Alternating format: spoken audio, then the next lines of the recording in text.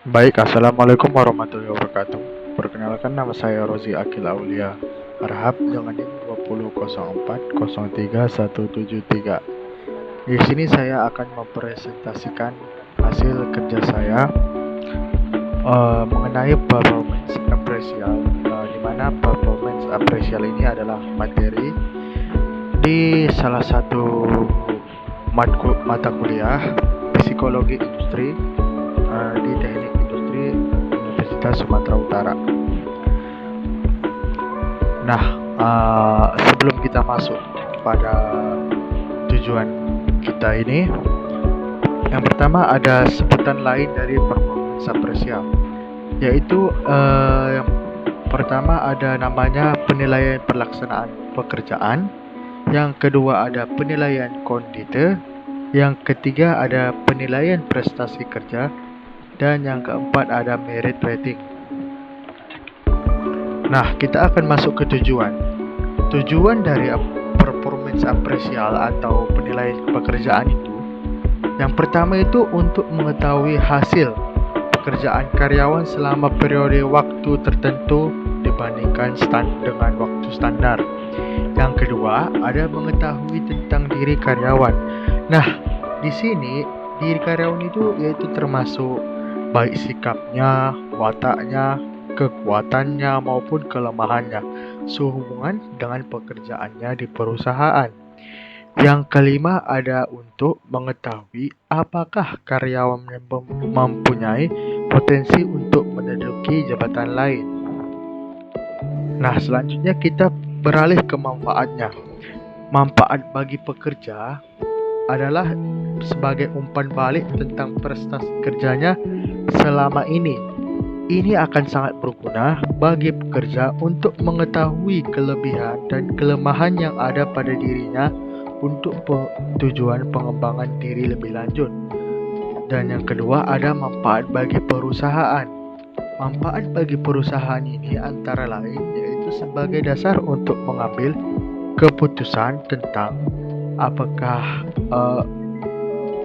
pekerja itu dapat mendapatkan promosi, jabatan atau gaji, atau mendapatkan transfer seperti mutasi atau demosi, atau bisa saja PHK, atau untuk mengidentifikasi kebutuhan akan training. Selanjutnya kita akan beralih ke kegunaan penilaian kerja. Persentase kegunaan penilaian kerja dari hasil survei diperoleh seperti tabel berikut, di mana kita bisa akan melihat kegunaannya. Yang pertama ada penentuan kompensasi dengan persentase 85,6%, umpan balik performa kerja dengan persentase 65,1%, training dengan persentase 64,3%, promosi dengan persentase 45,3%, personal planning dengan persentase 43,1%, PHK dengan persentase 30,3%, dan yang terakhir adalah penelitian dengan persentase 17,2%. Nah, di sini kita akan melihat bagaimana mekanisme penilaian prestasi itu, atau bagaimana cara menilai suatu prestasi itu. Nah, yang pertama itu kita bisa melihat dengan menentukan standar keberhasilan. Dan yang kedua ada parameter dan ukuran penilaian. Dan yang ketiga ada menentukan tim penilai.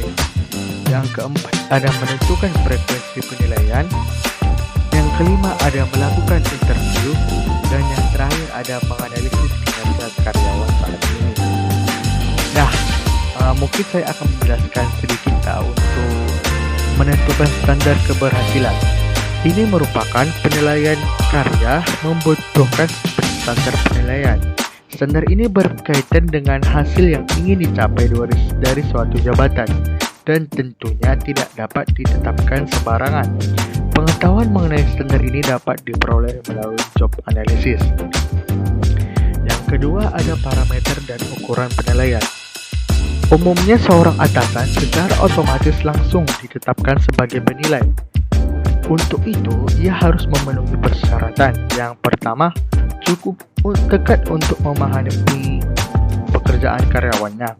Yang kedua, ada dia mempunyai akses informasi terhadap prestasi, sikap, kerja, dan aspirasi karyawan bersangkutan.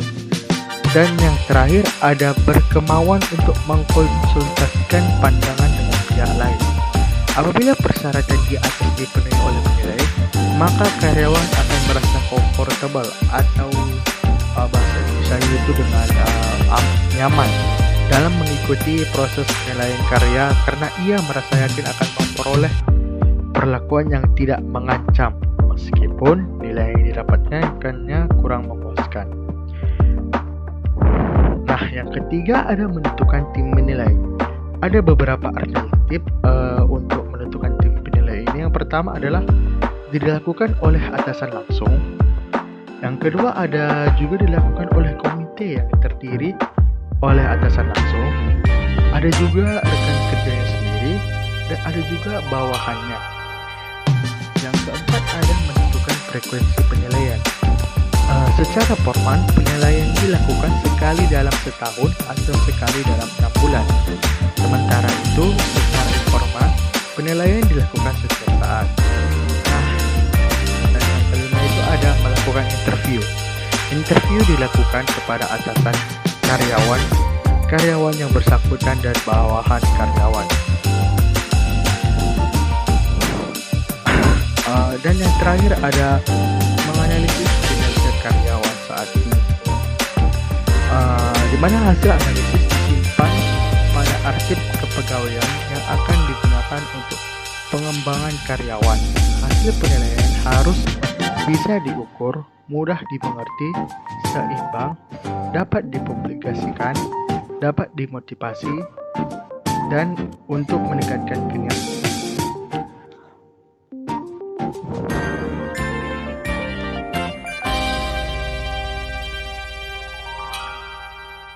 Mungkin cukup sekian untuk presentasi yang bisa saya sampaikan untuk kesempatan ini.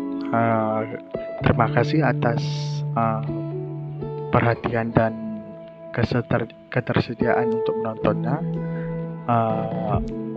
Kepada Tuhan saya mohon ampun dan wassalamualaikum warahmatullahi wabarakatuh.